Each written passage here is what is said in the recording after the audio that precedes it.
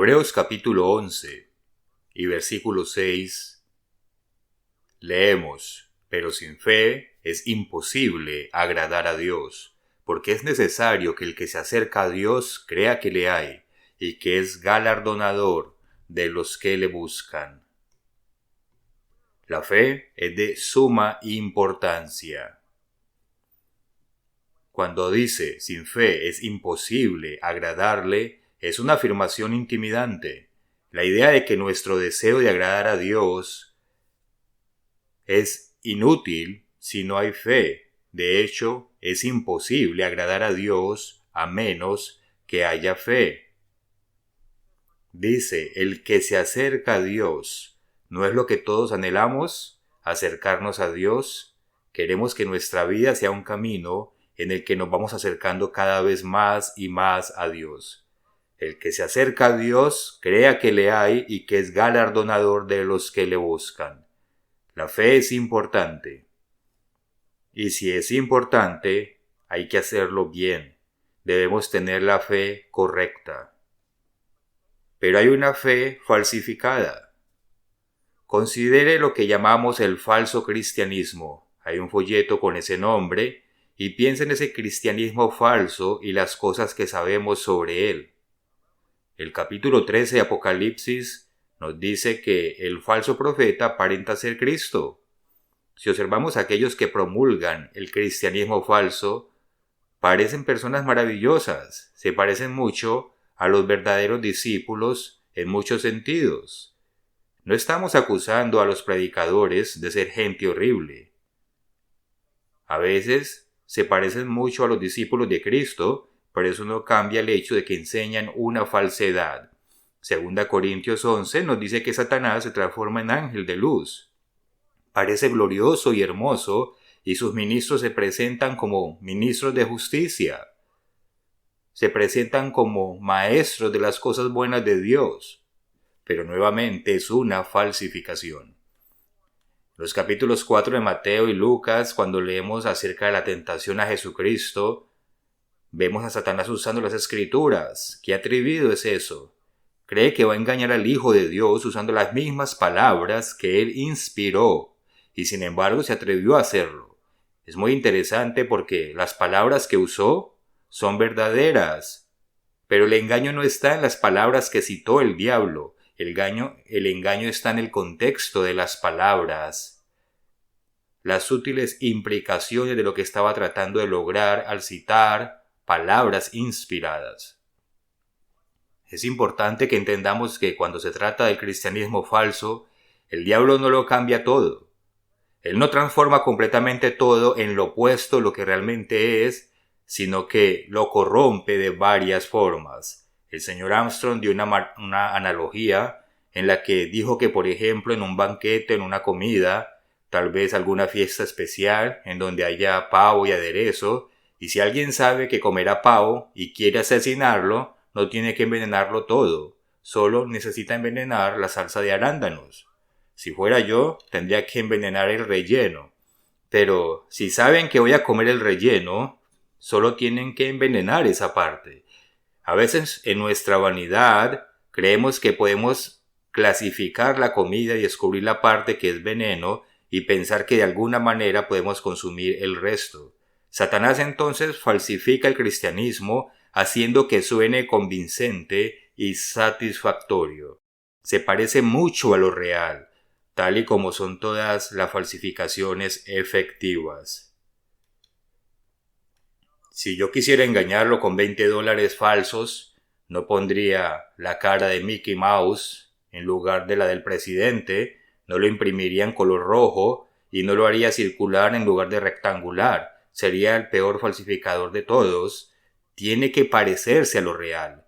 El cristianismo falsificado en muchos sentidos se siente real. Por eso algunas personas que conocemos en nuestros círculos, tal vez en la escuela o en el trabajo, nos preguntan: ¿pero qué tiene esto de malo? Porque parecen personas buenas y parece que hacen cosas buenas. Por eso el folleto sobre el cristianismo falsificado ayuda a exponer esos pequeños detalles que muchos no entienden. El diablo falsifica muchas cosas, incluida la verdadera fe. Él creó una fe falsa. Se siente como la fe real, profunda e intensa. Se siente emocionalmente satisfactoria. En muchos sentidos, al igual que con el cristianismo falso, la fe falsa es similar a la fe real. Quienes la venden presentan una colección de escrituras bíblicas que hacen que sea más fácil de tragar y que parecen respaldar el producto que están intentando transmitir. Una vez más, todas esas cosas no significan que sea real, quieren decir que es una buena falsificación. Pero cuando prestamos atención a lo que dicen y vemos el panorama completo que proponen aquellos que nos venden la fe falsa, cuando lo comparamos con toda la palabra de Dios, podemos ver lo que realmente están intentando vender.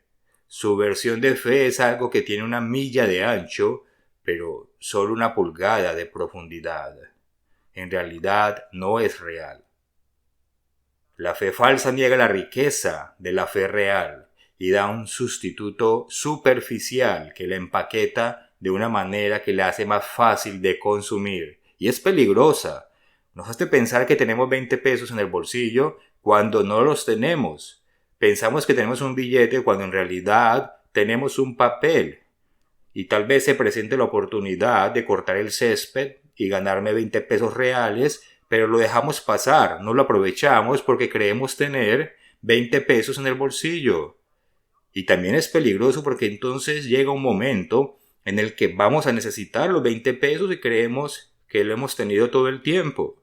Y cuando queremos usarlos, no los podemos usar, porque en realidad no son 20 pesos. Cuando los necesitamos, falla. Y la fe falsa es así.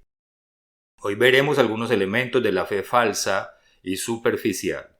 Vamos a examinar algunos ejemplos bíblicos que nos ayudarán a ver un panorama más rico y más amplio y que nos darán una luz más precisa y bíblica sobre esa fe falsa, para que podamos enfocarnos en no construir una fe falsa en nuestras vidas, sino la viva y real de Jesucristo. El título del sermón de hoy es La falsificación de la fe. La falsificación de la fe. Vale la pena discutir este tema porque en el mundo hay una fe falsa y debemos ser cautelosos en este tema. Una de las peores cosas que podemos hacer cuando se trata de ser un verdadero cristiano es asumir que el mundo no nos atrapará y que somos demasiado inteligentes para Satanás, que nunca caeremos en sus engaños porque somos demasiado inteligentes. Pero esta actitud nos hace vulnerables al engaño. Voy a nombrar algunos ejemplos extremos de predicadores de la fe falsa y lo voy a hacer en la misma línea de cuando el Dr. Meredith mencionaba Billy Graham, no deshonrando al señor Graham porque fue un ejemplo de un hombre correcto con doctrinas terribles. Simplemente no entendía, pero algún día entenderá. Entonces, cuando menciono alguno de estos nombres, no estoy intentando deshonrarlos. Solo creo que es beneficioso dar ejemplos reales de algunas personas que están en el mundo enseñando estas cosas. Un ejemplo es Joel Osteen, que se ve muy agradable. No lo conozco, pero cuando habla es agradable y es un buen orador. Si lo ha escuchado, sabe que es talentoso. Y claramente tiene un gran plan dental porque tiene una sonrisa de envidia. Tiene una buena sonrisa y parece tener una maravillosa disposición a estar siempre feliz. Si nunca he oído hablar de él, es un pastor de una mega iglesia en Houston. Cuando estuve en Houston estamos a 25 millas de distancia y cualquiera podía ir donde él estaba. Tiene muchos seguidores en la televisión, escribe libros y es un predicador de lo que comúnmente se llama el Evangelio de la Prosperidad, algo que sabemos tiene un enfoque equivocado. Entonces él es parte de lo que se llama el movimiento de la palabra de fe, que generalmente es una visión muy superficial de la fe, como lo veremos más adelante. Otro es Kenneth Copeland. Algunos de ustedes pueden estar familiarizados con él. Fue famoso en 2020, más o menos en marzo, por dar un sermón en los primeros días de la pandemia. Él y algunos de sus ayudantes estaban en el escenario para literalmente hacer desaparecer la COVID. Literalmente sopló con la boca y dijo: el viento de Dios está limpiando la COVID de este país. Y decía cosas bíblicas, como cuando Dios habla y sale el espíritu de su boca. Dios está quitando la pandemia. No afectará a nadie, no tendrá ningún efecto. Y luego declaró que las vacunas llegarían de inmediato, lo cual es contradictorio porque si el virus no tiene ningún efecto, entonces ¿por qué necesitamos vacunas para la enfermedad? No lo entiendo, pero así son estas cosas. Suena muy bien, pero a medida que te sumerges en ellas, descubres que en realidad son contradictorias. Yo diría que estas personas hablan de una versión fuerte de la fe, ya que hay versiones más débiles de la fe. Más adelante proporcionaré algunas citas, no todas, de esos predicadores más destacados, ya que son ejemplos de que este tema es real en el mundo. Es un tema real allí afuera. Pero honestamente, no tienen que ir a alguna congregación evangélica para ver algo de esto en acción. Si tiene amigos cristianos de la corriente principal en el trabajo o en la escuela, o alguien en Facebook con quien interactúa, probablemente ya está expuesto a esta visión superficial de la fe, este tipo de fe falsa, y podemos caer en el engaño. Honestamente, la fe superficial hace que las publicaciones y los anuncios de Facebook sean fantásticos. Están hechos a la medida porque se reducen a algo que es pequeño y fácil y a cosas que no son necesariamente falsas, como veremos. Y a veces nos afecta. Lo he captado aquí y allá a lo largo de los años entre los miembros de la iglesia, y yo mismo sé que me han impactado aquí y allá cuando no estoy realmente en guardia como debería estar. A veces vemos el lenguaje de este tipo de fe superficial que se infiltra en nuestras conversaciones. Y hermanos, tenemos que tener cuidado. Cada vez que empezamos a parecernos más a ellos que al resto de nosotros, debemos darnos cuenta de eso. En mis palabras, cuando hablo de fe, me parezco más a esas personas o a los hermanos con que me congrego. ¿Sueno como los ministros que escucho o como lo que leo en los artículos? Porque hay una gran diferencia. Debemos examinarnos y ver por qué existe esa diferencia. Porque he visto situaciones en las que hay una indicación de que algo de esto se ha infiltrado, algo de esta falsificación. A veces me encuentro usando una frase que he escuchado mucho de una de esas personas y creo que está bien, pero ¿de dónde vino eso y por qué la dije? Vale la pena examinar estas cosas. Hemos tenido a lo largo de los años a veces ancianos que dejan nuestro rebaño predicando este tipo de fe superficial. Conozco algunos ejemplos en los que alguien siguió a uno de esos ministros fuera de la iglesia y luego no sé cuánto tiempo pasó, semanas o meses o años, hablaba con esa persona y descubrí que en realidad todavía es parte de ese grupo en particular. Pero también les gusta mucho Joel Austin. ¿Alguna vez has leído sus cosas? Es tan bueno. Pero ¿por qué lo sería? Porque la fe superficial se comparte. Y una cosa tiene el potencial de convertirse en una puerta de entrada para la otra, porque los círculos en ese diagrama se superponen mucho más de lo que la persona en la que estoy pensando creía. Así que vale la pena echarle un vistazo a la fe superficial. Suena bien, se siente bien, porque son falsificaciones hábiles que suenan y se sienten como las cosas que falsifican. Se sienten reales. ¿Cuáles son algunas de las características de la fe falsa? Quiero repasar esto rápido para pasar a los ejemplos bíblicos, porque creo que vale la pena tener una idea de esas características por si no sabe o no está seguro de haber escuchado este tema antes.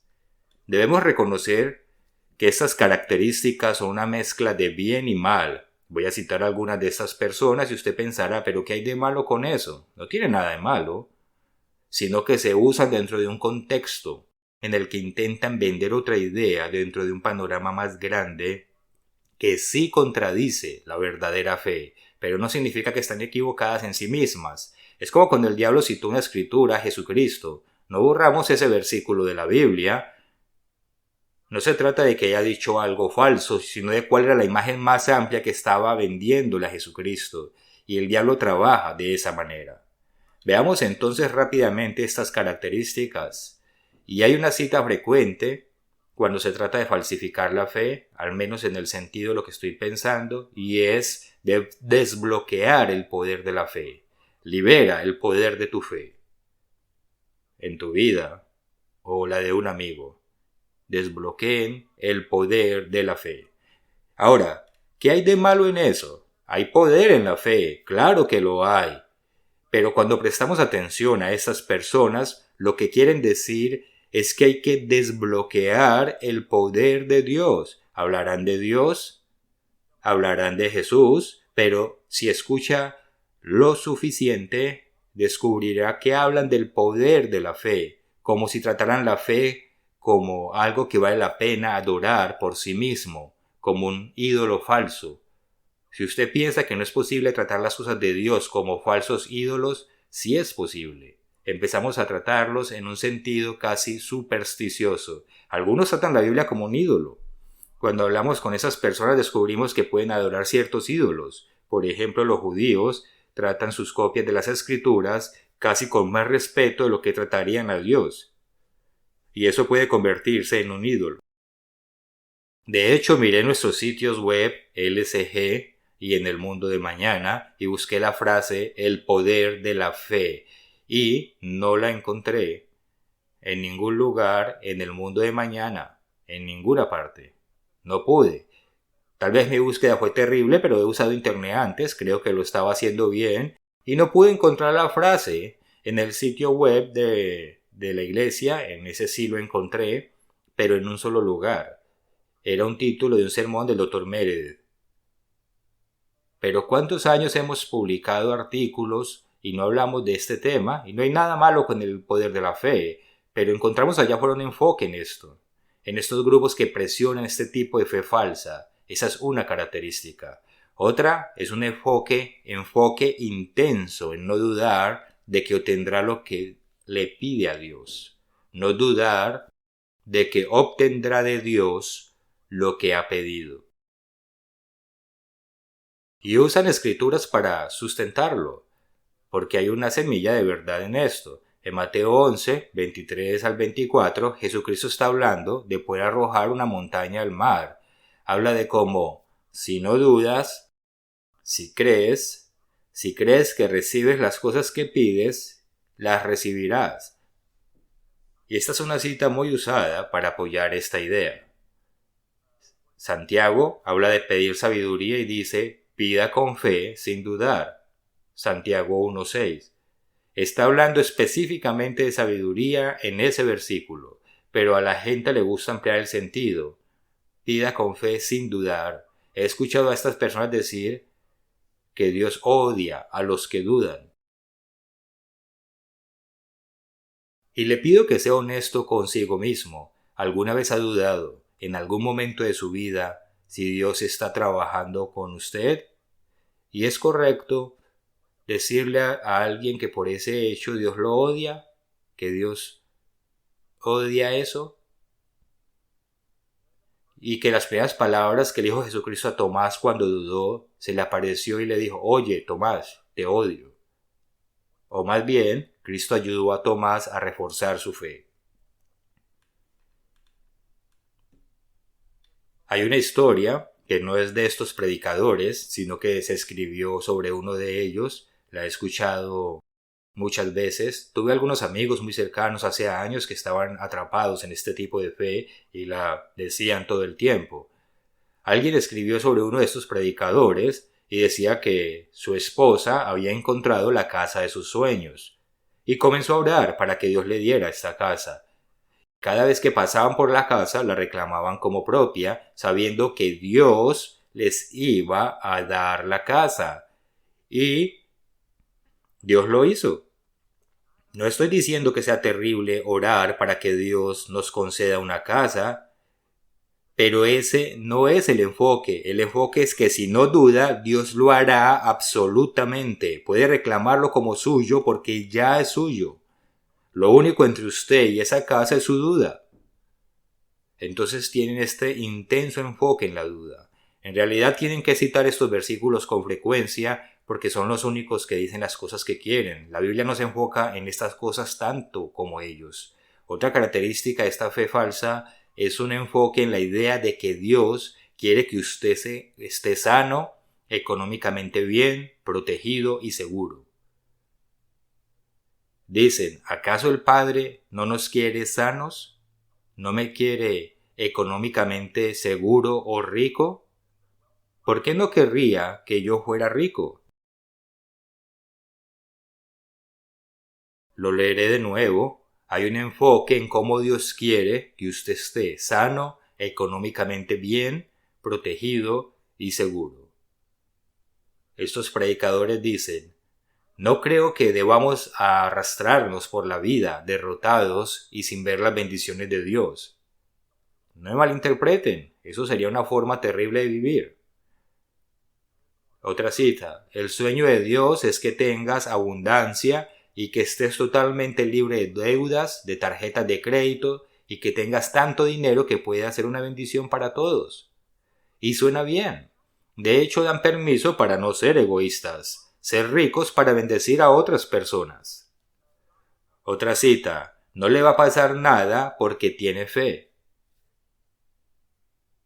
Si tiene fe, no se preocupe que no le pasará nada. Como si fuera un campo de fuerza. No se preocupen, no les va a pasar nada. Otra, la voluntad de Dios es que viva en prosperidad, que pague sus facturas y que no tenga deudas. Esto es muy tranquilizador, ¿verdad? Y si no estamos orando a Dios para que nos ayude a pagar las cuentas, yo diría que es un error.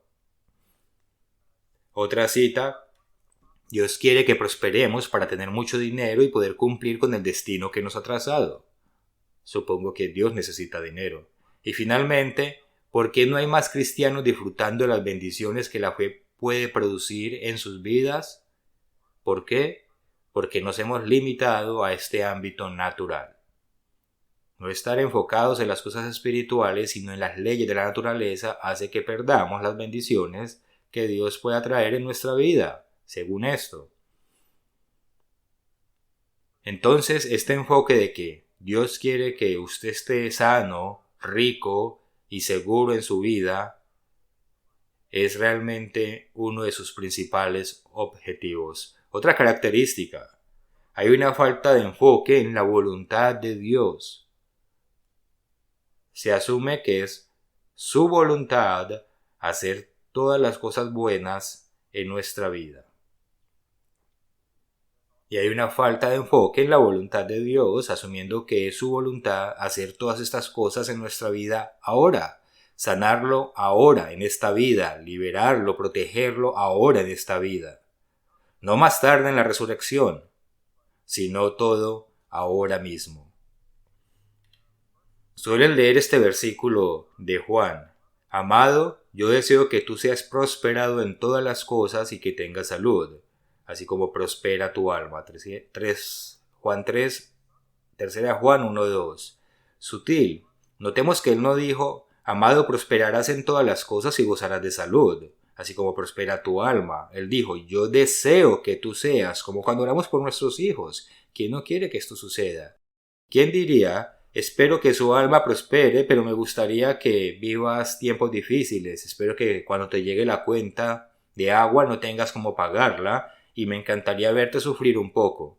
Pero Juan es un buen pastor, nos dice que espera que todo salga bien y que Dios nos bendiga abundantemente, pero no es una promesa de que siempre será así, sino que cuanto más cerca estemos de Dios, más prosperidad tendremos. Estar cerca de Dios es la garantía. He visto a veces que algunos miembros cuando están sufriendo sienten que sufren porque están pecando. Si tengo este problema de salud, debe ser porque estoy pecando. Y se torturan.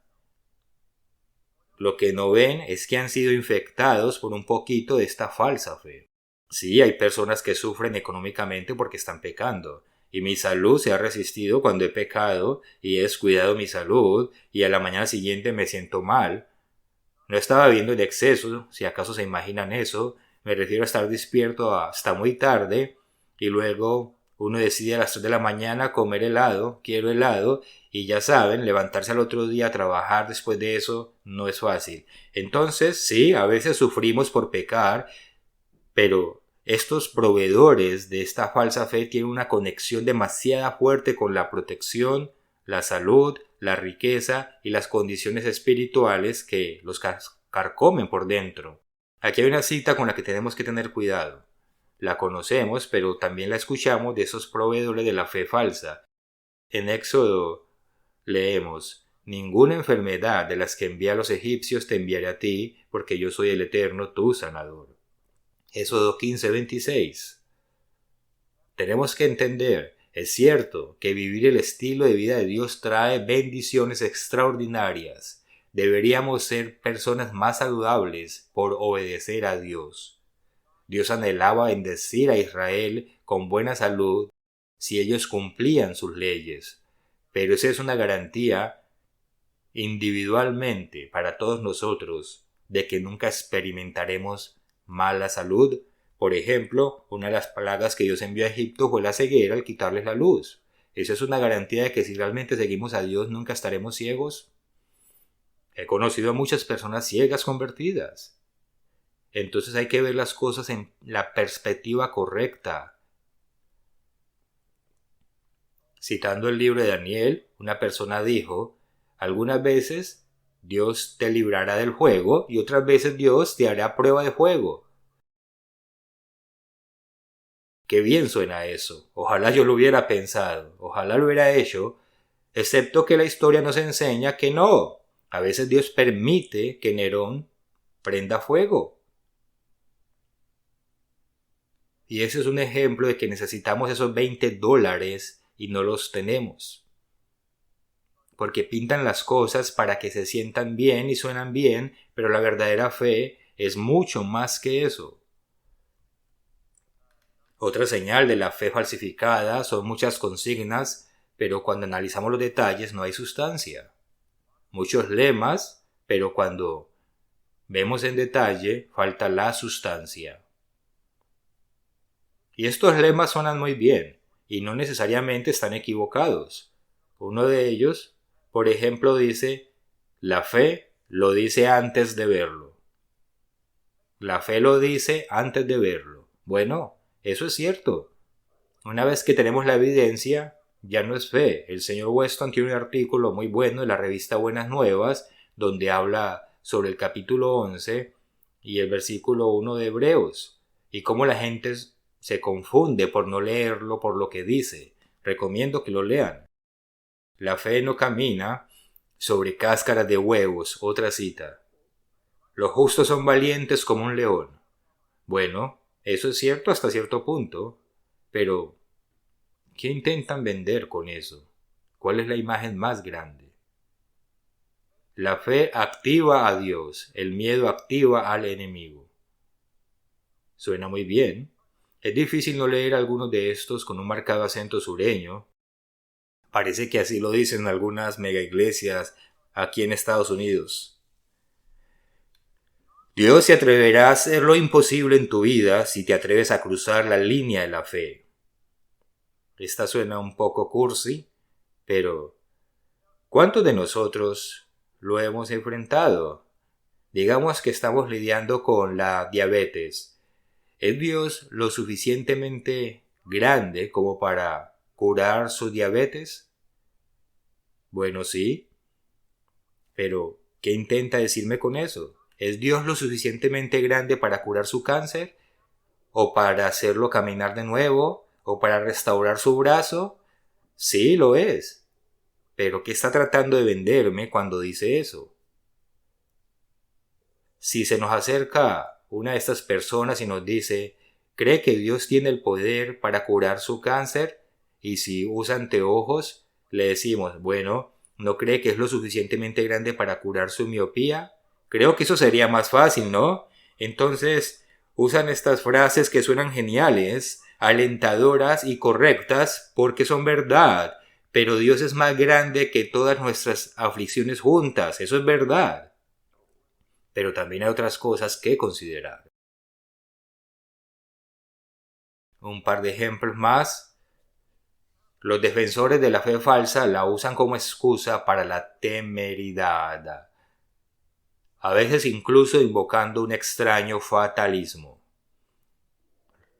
Los defensores de la fe falsa a veces usan la fe como una excusa para la temeridad, invocando un extraño fatalismo. Y nuevamente, no es que no sea cierto, es solo que dependiendo del contexto, a menudo no tiene sentido. Por ejemplo, y yo lo he dicho, yo lo confieso, pero es verdad, no es una mentira. Y es esta expresión que dice, si Dios decide que es hora de que muera, nadie puede salvarme, y si Dios quiere que viva, nadie puede matarme. Es verdad. Pero ¿qué significa? ¿Qué está diciendo realmente? ¿Está tratando de convencerme de que tome algunas medidas porque dijo eso? Porque eso es fatalismo. Si su hijo dice, mamá, me corté la mano con una lata vieja, bueno, hijo, si Dios quiere que te infectes, no hay nada que pueda hacer. Si Dios quiere curarte, lo hará. Quítate esa curita. ¿Es que no tienes fe? ¿Cómo te atreves a dudar? ¿No es Dios más grande que las bacterias? Una cosa es obedecer a Dios, quien tiene el poder de dar y quitar la vida, y que quiere que aprendamos, pero otra cosa es usar la fe para descartar preguntas legítimas y usar propaganda para manipular. Por ejemplo, contratar un seguro para su casa. Si Dios quiere que alguien entre, pues lo hará, pero si Él no quiere, puede enviar una legión de ángeles y protegerá. Y eso suena genial, pero ¿puedo pagar un seguro? Si lo pensamos bien, tal vez podamos tomar algunas medidas prudentes. Con demasiada frecuencia la fe se utiliza al servicio de cosas que el predicador no quiere o quiere hacer, o para evitar preguntas sobre algo desagradable. Es una imagen superficial de la fe, y esa fe no le sirve a nadie. El último que mencionaré es que al final la fe falsa se enfoca demasiado en el yo. Es sutil.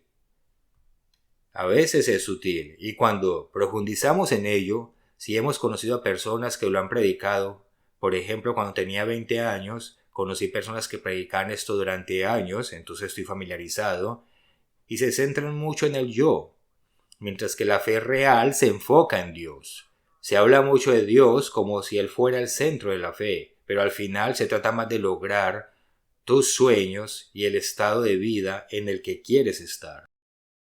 Y Facebook es una excelente manera de hacer una señal virtual a otras personas sobre lo increíble y fiel que eres. No me malinterpreten, yo he hecho algunas publicaciones en Facebook, pero no me refiero a eso. También es bueno animar a otras personas en Facebook, pero con demasiada frecuencia estamos mecanizados a hacerlo. Tenemos que examinarnos primero. ¿Lo estamos haciendo porque estamos tratando de animar a otras personas o más bien para que vean lo amorosos que somos? No intento decir que animar a otros en Facebook sea malo. No tienen que ir a borrar todas sus publicaciones en Facebook. No estoy tratando de decir eso. Pero al mismo tiempo existe la tentación de hacerlo, porque no siempre realmente deseamos lo que decimos, sino que es para que vean lo buenos que somos. Y esta falta de fe a menudo posee un enfoque muy sutil en el yo.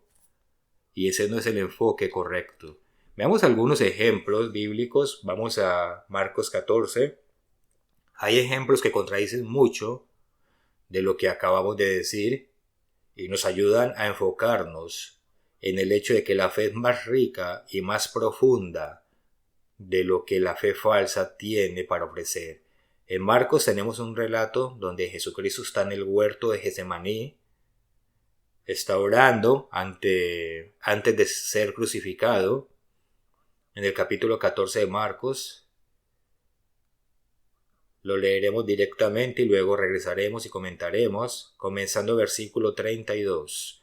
Vinieron a un lugar que se llama Getsemaní y dijo a sus discípulos, sentaos aquí, entre tanto yo oro. y tomó consigo a Pedro, a Jacobo y a Juan, y comenzó a entristecerse y a angustiarse, y les dijo: Mi alma está muy triste hasta la muerte, quedaos aquí y velad. Yéndose un poco más adelante, se postró en tierra y oró que si fuese posible pasase de él aquella hora, y decía: Abba Padre, todas las cosas son posibles para ti, aparta de mí esta copa, mas no lo que yo quiero, sino lo que tú.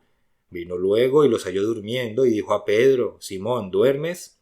¿No has podido velar una hora? Velad y orad, para que no entréis en tentación. El espíritu a la verdad está dispuesto, pero la carne es débil. Otra vez fue y oró, diciendo las mismas palabras. Repitió la solicitud más de una vez. Esto es importante para más adelante. Permítanme hacerles una pregunta. ¿Le faltó fe a Jesucristo? ¿Era Cristo débil en este aspecto? ¿Qué piensa usted? Pero no, Jesucristo es la definición de fe en su vida y con su ejemplo. En realidad es su fe lo que anhelamos tener. Le pedimos a Dios que nos dé y llegue a crecer en nosotros la fe de Jesucristo. Pero si nos guiamos por los pronunciamientos de los predicadores y de aquellos que tienden a proferir una fe falsa, entonces ¿por qué pidió ayuda? ¿Por qué no se limitó a declarar: Dios ya me protegió de esto? Dios encontró otro camino.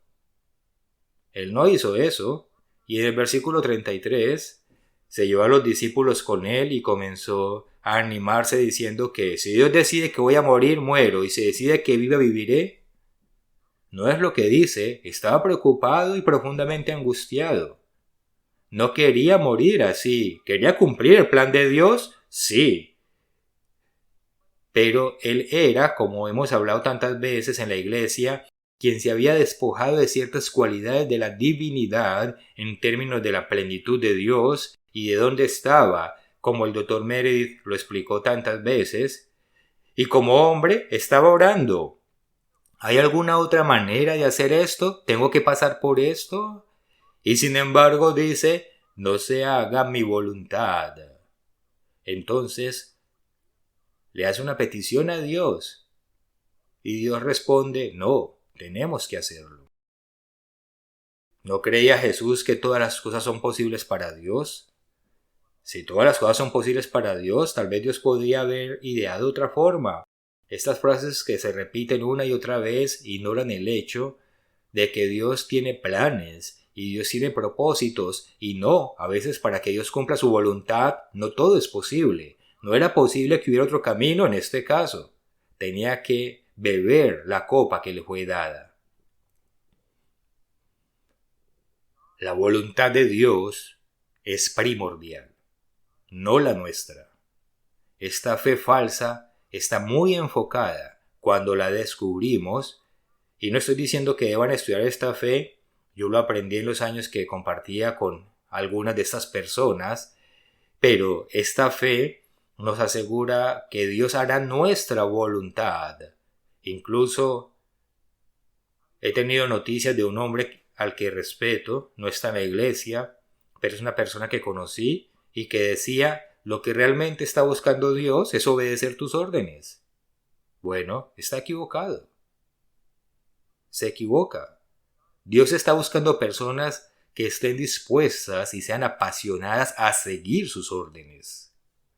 Eso es la verdadera fe. La fe de Jesús fue una coherencia obediente que reconoció que sí, Dios puede hacer todas las cosas, sé que ha escuchado mi deseo y sé que Él hará lo que sea necesario con ese deseo. De tal manera que después de la resurrección, cuando todos estemos glorificados, le agradeceré por las decisiones que tomó, sea su respuesta sí o no. La fe real reconoce que la voluntad de Dios juega el papel más importante. Y eso es lo que anhelamos por encima de todo. ¿Jesucristo quería ser crucificado? Claro que no. No estaba ansioso por ser atrapado en un madero y ser torturado hasta la muerte.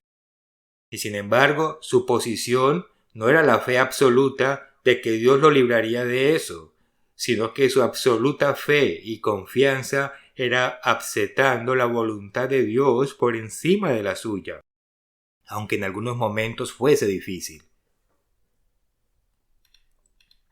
Veamos otro ejemplo en el capítulo 12 de 2 Corintios.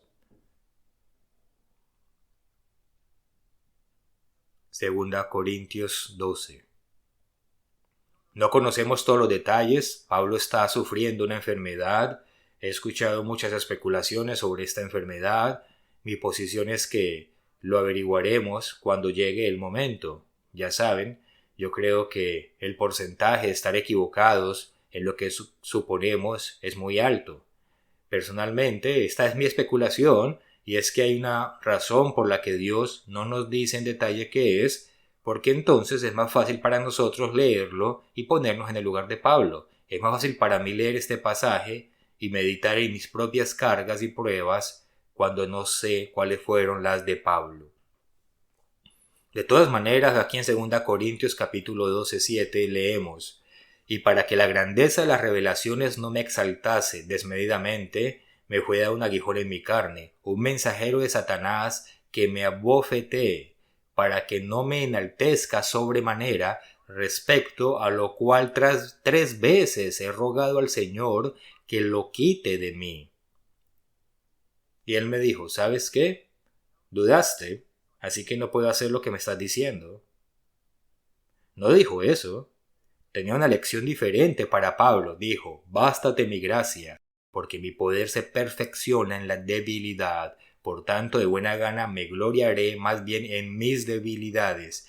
Pablo dice: ahora reconozco que es en mis debilidades en las que Él está construyendo la eternidad en mí que anhelo, y me gloriaré de eso. Mi cuerpo es secundario.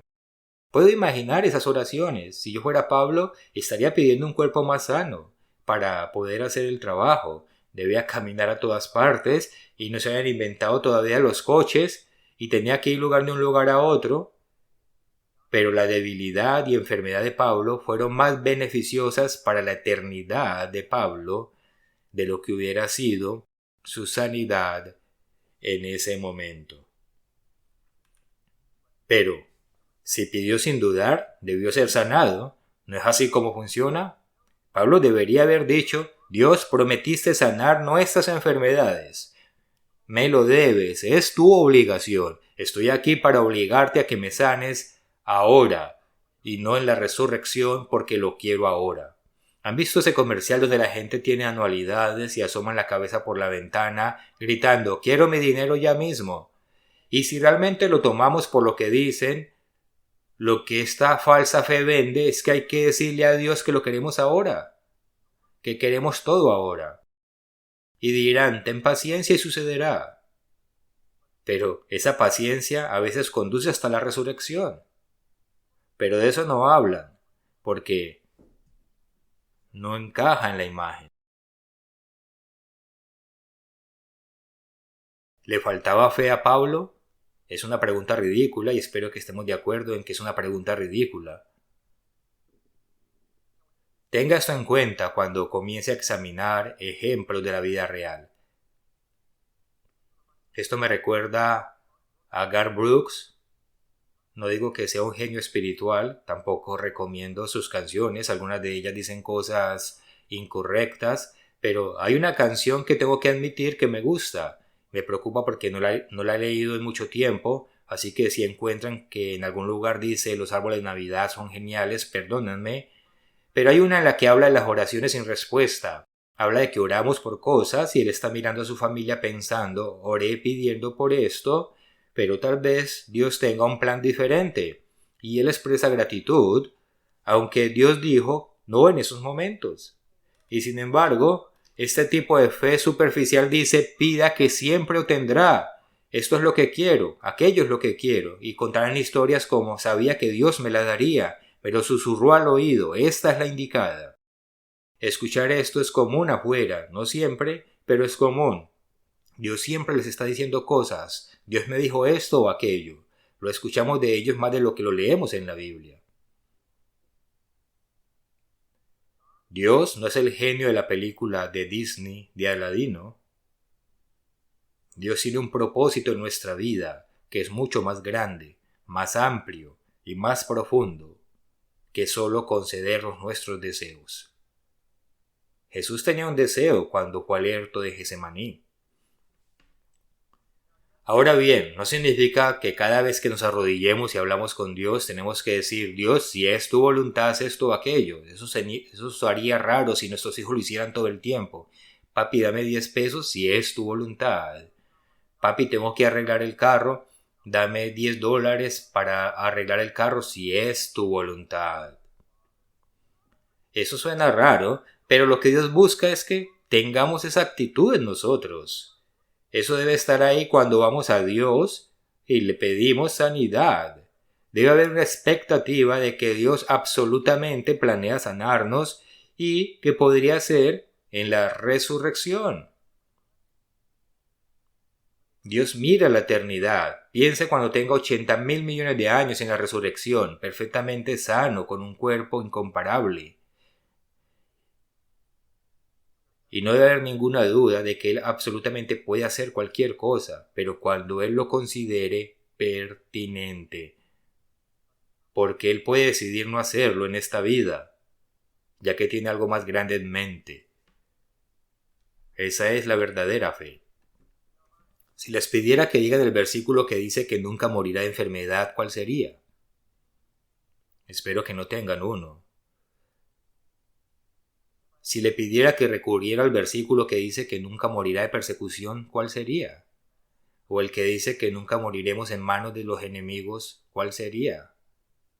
Y le pregunto por el que, y este lo menciono por una causa, el que dice que nunca morirá joven, ¿cuál sería? Porque queremos encontrar versículos al respecto, y puedo pensar en algunos versículos sobre estos aspectos, y tal vez pensará en el mandamiento de honrar a tu padre y a tu madre, que Pablo destaca como el primer mandamiento con promesa. Y luego pensamos en hermanos que hemos conocido y se veían fieles, convertidos y jóvenes. Y aún así murieron. Eso debe ser una advertencia para que no tratemos estas cosas superficialmente. Por un lado, es absolutamente cierto que, si queremos vivir una vida larga, desobedecer y rebelarnos contra los padres es una decisión necia. Sí, eso está incluido en este versículo de muchas maneras. Honrar a tu padre y a tu madre es siempre una buena idea. No es solo una buena idea, es la ley de Dios. Honra a tu padre y a tu madre y usted va a ser bendecido. Le da a Dios la oportunidad de bendecirlo en ese sentido. Pero también debemos recordar que Él se estaba comunicando con un pueblo en ese momento. Y es interesante porque Israel fue expulsado de la tierra prometida porque pidió el respeto a Dios. Pero ¿dónde comenzó la pérdida de respeto a Dios? Tiende a comenzar con la falta de respeto a los padres y de ahí crece. Recuerdo a Jonathan McNair en un campamento hace años hablando de cómo Dios nos da la familia para practicar nuestras relaciones con la sociedad. Si no respetamos a los padres, comenzamos a faltar el respeto a otras autoridades y de ahí crece y crece hasta que le faltamos el respeto a Dios. Si nos remontamos al tiempo de Israel, no lo vemos super honrando a sus padres e inmediatamente fuera de la tierra prometida. Es algo progresivo.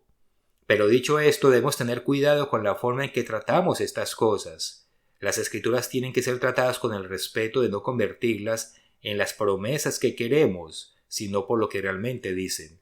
Hay una diferencia entre decir, no tengas miedo de contraer cáncer porque Dios te protegerá y te mantendrá saludable, a decir, no tengas miedo de contraer cáncer porque Dios puede protegerte. Pero incluso si Él decide permitirlo, realmente estás en las mejores manos que podrías estar. Y no hay otra entidad en el universo en el que puedas confiar más en el resultado de tus necesidades. La fe falsa me recuerda algo como la defensa de los 3 perros. La defensa de los 3 perros dice más o menos así, y espero acordarme bien, se trata de una falacia lógica argumentativa. Digamos que estás trotando y un perro te muerde, y viste que el perro estaba con una persona, y después de morderte el perro corre hacia esa persona. Entonces vamos donde la persona y le decimos, oye, tu perro me mordió. Él dice, no tengo perro, y si lo tuviera, no mordería a la gente. Y si mi perro mordiera a la gente, no fue el que te mordió a ti. La defensa de los 3 perros en la que se argumenta con habilidad porque realmente no queremos ser responsables de lo que hizo el perro. Y podemos hacer lo mismo con la fe si no tenemos cuidado. Y a menudo lo hacemos con sinceridad, pero debemos ser conscientes de lo que refleja. He conocido a algunos que ofrecieron este tipo de fe, que dicen, sabes que Dios te protegerá para que no te enfermes, pero si te enfermas, bueno, Dios te sanará. Pero si tienes que ir al hospital y te recuperas con todos los tratamientos, bueno, realmente fue Dios quien lo hizo, a pesar de que tomaste todos los medicamentos del tratamiento. Y luego, si mueres, bueno, ya sabes, era tu momento. Hay pequeñas semillas de verdad en estas cosas. El señor Greer lo expresó muy bien una vez. Él cree que los médicos pueden tratarnos hasta cierto punto, pero solo Dios puede sanar verdaderamente. Y yo creo eso. Yo creo eso.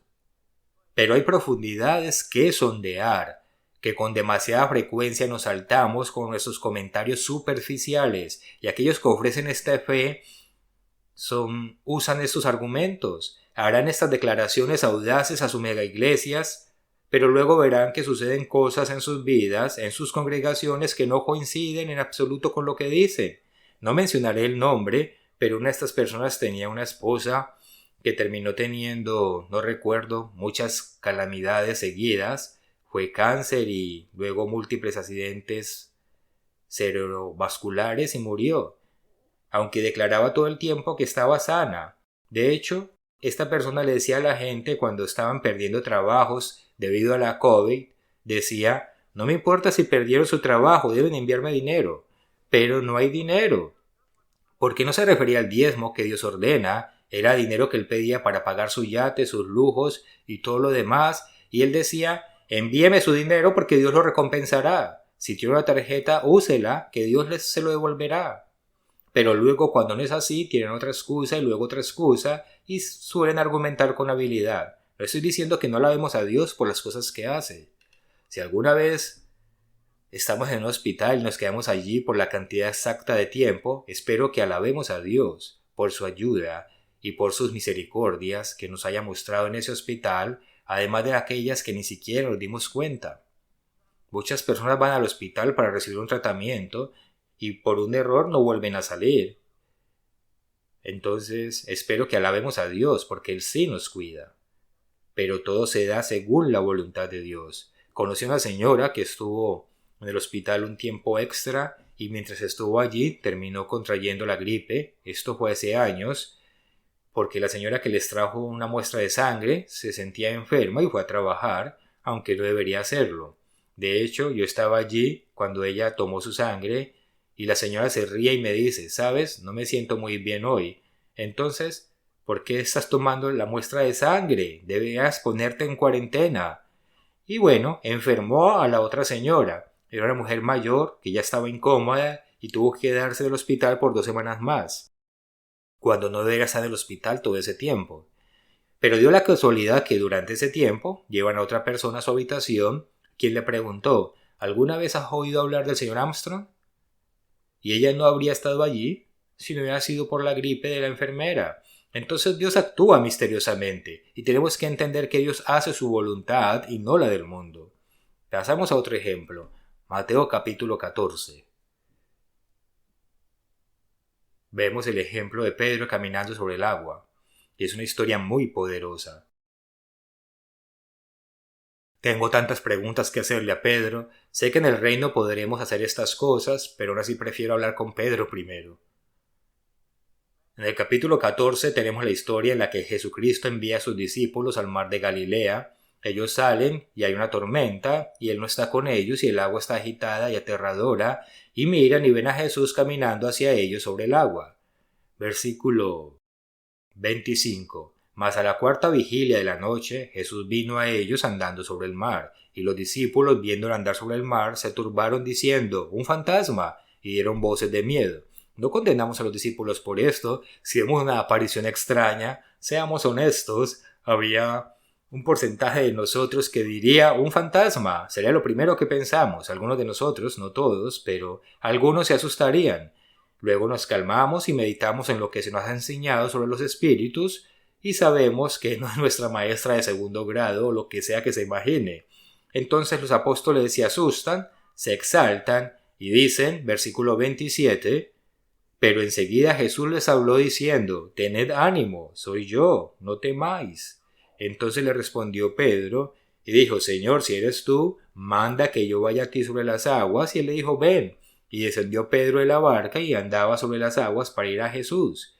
Pero al ver el fuerte viento tuvo miedo y comenzó a hundirse. Dio voces diciendo: Señor, sálvame. Al momento Jesús extendió la mano hacia él y le dijo: Hombre de poca fe, ¿por qué dudaste? He visto videos en línea y he escuchado varios mensajes que dicen que si comprendemos los secretos de esto, aprenderemos a caminar sobre el agua. Si quieren lanzar montañas sobre el mar, solo necesitan aprender este secreto.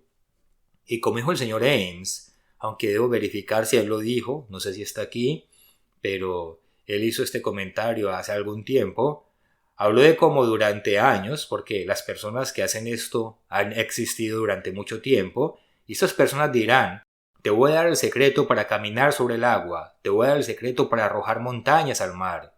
Y el señor Ames dijo: si alguien dice eso, pues pídale una lista de las montañas que ha arrojado al mar o de los mares sobre los que ha caminado.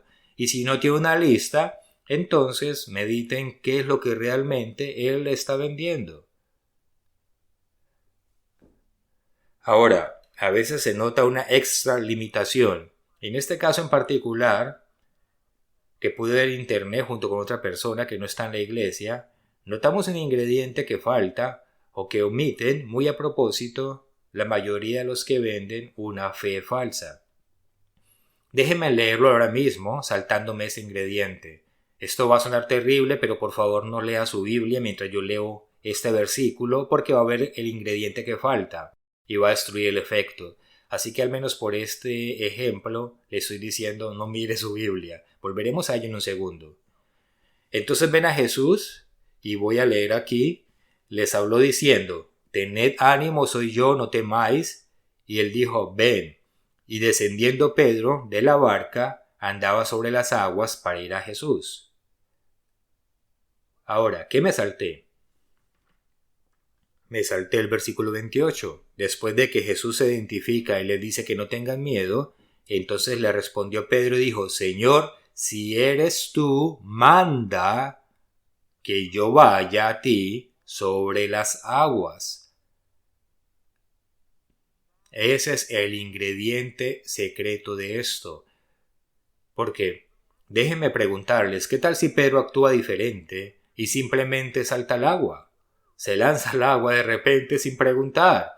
Bueno, Dios preservó este detalle por una razón. Dios no desperdicia sus palabras son valiosos. Se aseguró que a lo largo de los años siempre recordemos que Pedro no se limitó solo a saltar del barco, sino que le preguntó al Señor si él le ordenaba que saliera. Imagínense el apóstol simplemente arrojándose al agua. Pero también, y si hubiera sido al revés, y si hubiera dicho: Señor, ordéname que salga, Jesús dice: no. Bueno, lo haré de todas maneras. Kaplunk.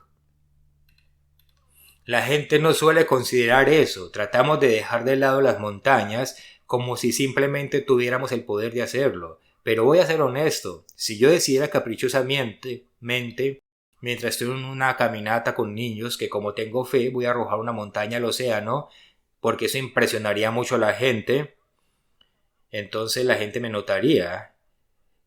Pero sería un escenario muy diferente si el pueblo de Dios está huyendo y en el camino, como cuando salieron de Egipto, terminan en un mar y quedan encerrados, y sin embargo Dios necesita que pasemos. Entonces eso sería un escenario diferente. Tenemos que tratar estas cosas como las cosas ricas y profundas que son, y no como pequeños eslóganes superficiales como lo hace la fe falsificada. Otro ejemplo, Santiago 2. Quiero hacer un comentario sobre el ejemplo anterior. Cuando Dios habla de actos de fe y personas llenas de fe, a menudo el enfoque de Dios no se trata de las cosas asombrosas y milagrosas que de alguna manera lograron. Es más bien su nivel de obediencia. Eso es lo que Dios busca. Y vemos que esto algunos lo ignoran. pero nosotros debemos ser diferentes. En el capítulo 2 de Santiago leeré un par de versículos porque a menudo son los versículos que usan los predicadores de la fe falsa. Santiago 2:14. ¿De qué aprovechará si alguno dice que tiene fe y no tiene obras? ¿Podrá la fe salvarle? A menos que haya obras de fe asociadas con usted, su fe estará muerta. Sigamos hacia abajo, versículo 26. Porque como el cuerpo sin espíritu está muerto, así también la fe sin obras está muerta. Los predicadores de la fe falsa hablarán de que debe haber obras de fe, que usted debe hacer prodigios que demuestran que tiene una gran fe. Hablan de las obras de la fe como cosas vinculadas a que Dios hace milagros en su vida, pero de alguna manera Santiago no recibió el memo porque eso no tiene nada que ver con lo que él está diciendo aquí. De hecho, muéstrame el milagro del que está hablando. Si leemos el contexto del capítulo 2, en el versículo 14 dice: ¿de qué aprovechará si alguno dice que tiene fe y no tiene obras? ¿Podrá la fe salvarle? Versículo 15, el siguiente, solo hay que seguir leyendo. El siguiente versículo dice: y si un hermano o una hermana están desnudos y tienen necesidad del mantenimiento, y alguno de vosotros le dice: id en paz, calentados y saciados, pero no les dais las cosas que son necesarias, ¿de qué aprovecha? Así también la fe, si no tiene obras, es muerta en sí misma. Pero alguno dirá: tú tienes fe y yo tengo obras, muéstrame tu fe sin tus obras, y yo te mostraré mi fe por mis obras. Hay quienes quieren vender esta fe falsa y tratan de hablar de esas palabras como grandes obras de fe milagrosas. Pero eso no es de lo que está Santiago hablando. Está hablando de actos de obediencia. No dijo oren y multipliquen peces para sus hermanos. Dijo alimentes a tu hermano. Si tienes un sándwich, dele la mitad o déselo entero. Si lo ve desamparado, vaya y búsquele ropa. Si digo un par de frases impactantes y digo: esa persona está llena de fe, y hablo de otra persona y digo: vaya, esa persona es realmente fiel. Puede que usted no sea como yo, y eso está bien, pero puede que no sean como yo, pero cuando escuchan a alguien descrito como lleno de fe, tiendo a pensar en ellos como personas que confían en Dios. Tal vez sea un ministro con muy buenos frutos en su ministerio o algo así, una persona que cree en Dios de una manera que podría mover montañas, pues está lleno de fe. Y si escucho a alguien descrito como fiel, pienso en su obediencia, que cuando se encuentra en problemas, incluso si sufre, obedece, hace lo correcto, obedece los mandamientos, la voluntad de Dios. ¿Por qué serían dos cosas diferentes cuando las Escrituras nos dice que están íntimamente conectadas? Si eres fiel, es porque estás lleno de fe. La razón por la que tendemos a pensar que son diferentes es porque a menudo se venden como diferentes. Santiago está hablando de obras de fe, y sin embargo no está hablando de milagros, no está hablando de una majestuosa liberación divina, está hablando de hacer lo correcto y alimentar a tu prójimo. La fe falsa y superficial tiende a centrarse en el yo. Curiosamente, la Biblia no lo hace. Sí, los milagros fueron realizados por personas fieles en la Biblia, pero el enfoque es la obediencia de esas personas. Un último par de ejemplos, vamos a Hebreos 11.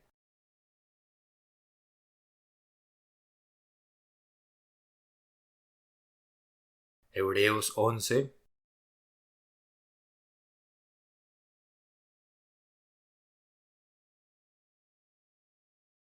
Cuando leemos este capítulo, es el salón de la fama de los fieles. Es un pasaje alentador y apasionado que habla de estos individuos extraordinarios. No sé ustedes, pero me encantaría ser cualquiera de estas personas. Anhelaría estar incluido en este capítulo. ¿Cuántos de nosotros querríamos vivir el tipo de vida en la que después Dios dice: ¿sabes qué? Voy a hacer el capítulo 11 de Hebreos, parte 2, porque quiero que tu nombre esté en la lista? Y cuando se trata de una fe falsa, es muy fácil concentrarse en cerrar la boca de leones, derrotar enemigos, pero luego llegamos al versículo 35 y hay un cambio. Pero el salón de la fama continúa. Hay que recorrer todo el salón. Tenemos que mirar cada cuadro, tenemos que mirar cada héroe de la fe. Hebreos 11:35. Las mujeres recibieron sus muertos mediante resurrección, mas otros fueron atormentados, no aceptando el rescate a fin de obtener mejor resurrección. Otros experimentaron vituperios y azotes, y además de esto prisiones y cárceles. ¿Fue que acaso no reclamaron la liberación de Dios? Tenían poca fe, pero están en el salón de la fama de la fe. Fueron apedreados, aserrados, puestos a prueba, muertos a filo, anduvieron de acá para allá cubiertos de pieles de cabras, pobres, angustiados, maltratados. Es como si no hubiesen leído que es la voluntad de Dios que vivan en la prosperidad en lugar de la pobreza. Si tan solo lo hubieran sabido.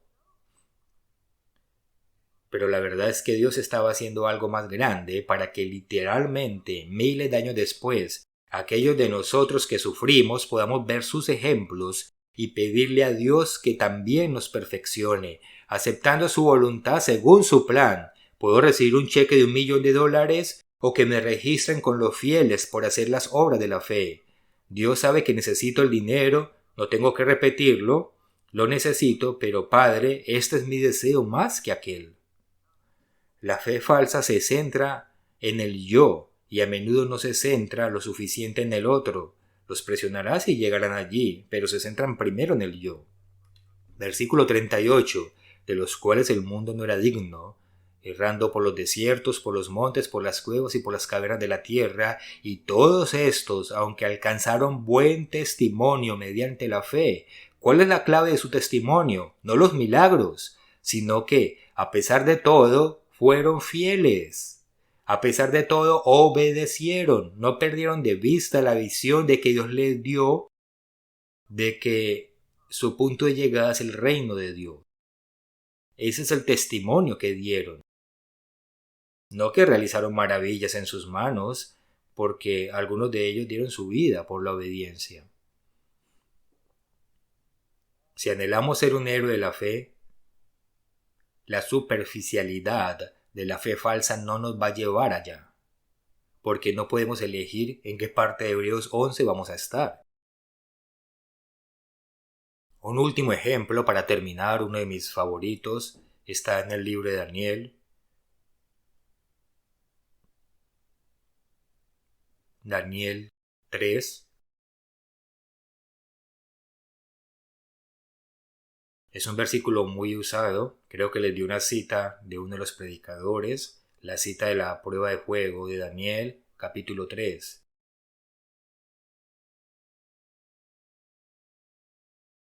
Si no conoce esta historia, se ha perdido de algo muy interesante.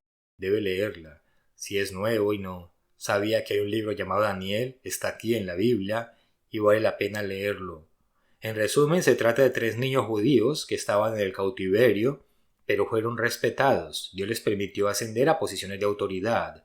En términos generales, el rey los apreciaba, pero el rey mandó a fabricar un ídolo gigante para que toda Babilonia se inclinara ante el ídolo, y si se negaban, había un horno gigante al que serían arrojados y quemados vivos. Hicieron el horno tan caliente que los guardias que arrojaban las personas también se quemaban. Eso es verdaderamente caliente, ¿no? Así que leemos en Daniel que Nabucodonosor les preguntó: ¿quién nos salvará de este horno de fuego si no te inclinas? Y responden en el versículo 16. Sadrach, Mesach y Abednego respondieron al rey Nabucodonosor diciendo: no es necesario que te respondamos sobre este asunto. He aquí nuestro Dios a quien servimos puede librarnos del horno de fuego ardiendo, y de tu mano, rey, nos librará. Comprendamos que no estaban diciendo que Dios lo haría, no decían que sabían que Dios los libraría, simplemente estaban respondiendo a la pregunta de Nabucodonosor: ¿qué Dios hay que podría salvarte de mí? Bueno, nuestro Dios puede. No es Baal, no es Ra, no es ningún otro, es el verdadero Dios. Garantizamos que Él es capaz de hacerlo. No hay poder o riqueza que tengas en este mundo para eclipsar el poder del verdadero Dios. Y luego versículo 18, leemos: y si no, porque sabían, y si no, sepas, oh rey, que no serviremos a tus dioses, ni tampoco adoraremos la estatua que has levantado. El señor Owen solía decirlo muy bien. Él dijo: Daniel, Sadrach, Mesach y Abednego no habían leído el libro de Daniel, no sabían lo que iba a pasar, no tenían idea de cómo terminarían las cosas, estaban viviendo el libro de Daniel, estaban grabando lo que hicieron y no sabían el resultado. Esto contradice todo lo que enseña la fe falsa. Usted conoce el resultado de antemano, declaro que ya sucedió, pero entonces ¿por qué leemos aquí que ellos aceptan que Dios puede no salvarlos? Porque tenían fe real. La fe real pone los resultados en las manos de Dios y expresa su deseo, pero no se atreve a dictarle el resultado a Dios, porque Dios puede tener otro plan para nosotros. Hasta donde ellos sabían, ese pudo haber sido el caso. Quizás Dios permitiría que murieran, pero se aseguraron de que sus últimas palabras fueran las correctas. Si Él no nos salva, si nos arrojan aquí y nos quemamos, debes saber que, incluso enfrentando esa posibilidad, no adoraremos a tus dioses. Eso es verdadera fe. Esa es la fe que Dios anhela desarrollar en nosotros. Los predicadores de la fe falsificada hablan de labios para afuera. Cuando se presionan reconocen que a veces las cosas no funcionan, pero hay que llevarlos a lugares más profundos de lo que normalmente hacen, porque están tratando de venderte algo que es mucho más superficial. Pero no es lo que necesitamos. Es una especie de fe, por así decirlo, pero no es la fe real de Jesucristo. Escuchamos el anuncio sobre el campamento de aventuras y espero que los que vayan estén emocionados. Es algo que no es para mí, pero si piden voluntarios, con seguridad yo no seré uno de ellos, no es mi tipo de cosas, pero si le gusta el campamento, lo animo a que vaya. Tendrá una oportunidad de ver paisajes hermosos. Hay partes de la tierra que pocas personas pueden ver. Ahora, imaginémonos que estamos en el campamento caminando por una montaña y descubrimos un lago rodeado de montañas y árboles.